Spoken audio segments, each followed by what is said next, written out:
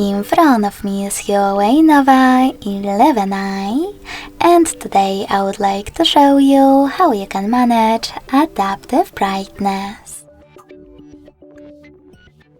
Begin by opening Devices settings.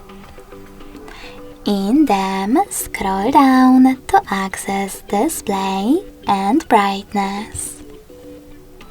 Following that, just click on this switcher under Brightness slider next to Automatic. So when I do that, as you can see, Auto Brightness is on.